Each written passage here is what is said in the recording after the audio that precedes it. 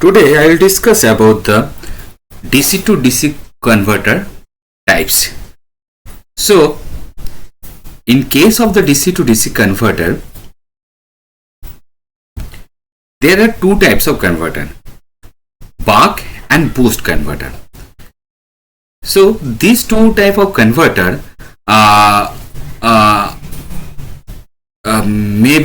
which is used in the power electronics.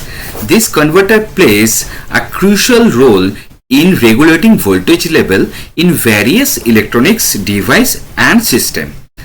So in case of the buck converter is designed to reduce the input voltage to a lower output voltage while maintaining a steady current. But in case of the boost converter, increases the input voltage to a higher output voltage while typically maintaining a constant current. So the converter uses, in case of the boost or in case of the buck converter, uses a switch, inductor, diode, and some cases we also seen that capacitor also used to achieve either voltage reduction or allows the output voltage to be higher than the input voltage. So how does a boost converter work? So as per the schematic diagram or circuit diagram of step up chopper or boost converter, we can see there inductor, switch, diode and load and supply is here. So in case of the inductor, which is used for the stores energy when current flows through it. In case of the switch, which control the current flow through the inductor, diode allows current to flow in one direction and preventing the backflow of current from the output to the input. And the last not the least is load, the device or circuit that uses the output voltage. Okay, the load may be R load, RL load, any kind of motor should be connected in the load portion. So how does a boost converter work? The operation of a boost converter occurs in two phases: on time when switch is closed and off time when the switch is open. So when switch is closed, that is the second circuit diagram as per our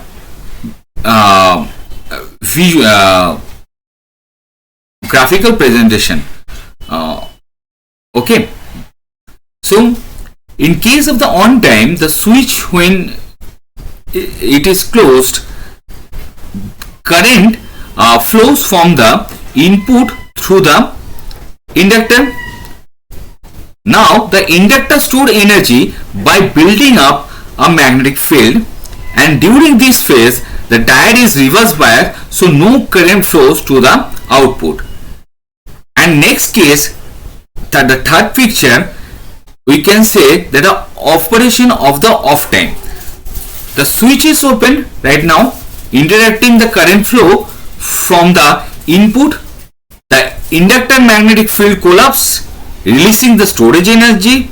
The voltage across the inductor is reversed, adding to the input voltage and forward biasing the diode. Okay, and then its combined voltage of input and inductor voltage, which is applied to the output and supplying power to the load. So there are two type of operation. One is switching on and switching off. The operation of the circuit is explained firstly in switch on condition. During the period T on greater than equals to T equals to 0, on the on period, the output voltage 0 if no battery is connected in series with the load, and also as started earlier, the load inductance is small. The current from the source flows in the inductance and the value of current increases linearly with the time in its interval with di by dt, which is positive. So as the current through inductor, the inductor value increases and the polarity of the induced EMF is taken as say positive. Okay, so the equation for the circuit when is switch on, that is Vs equals to minus L by di by dt. In third picture, when switch is putting off during the period of t greater than equals to small t greater than equals to t on, the off period being t off, which is known as t minus t on, is the time period.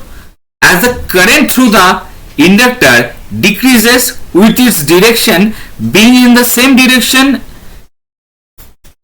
as shown, the induced EMF reverse the left hand side of L being positive. So the induced EMF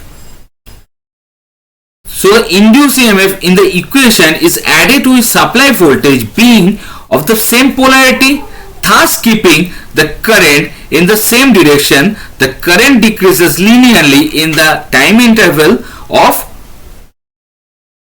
condition. So as the output voltage is assumed to be nearly constant at,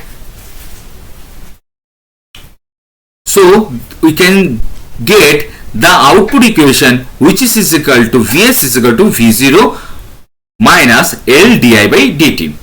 So the source current waveform, we can see the current varies linearly from I1 to I2 during the time interval of t on, that is I1 to I2, and it falls down where the off condition I2 to I1. So we will get the both equation from input and output. So the equation can be expressed as, if the system is lossless, so the energy will be same. So the left hand side of the equation shows the on time and the right hand side of equation shows the off time, during the off time. So after solving the equation, we can get the output voltage value, which is V0 is equal to Vs by 1 minus K, where K is a duty cycle, it is a ratio of the on time with respect to total time. So we can easily change the value of duty cycle and get variable output voltage. If K equals to 0, then the input voltage and output voltage will be same.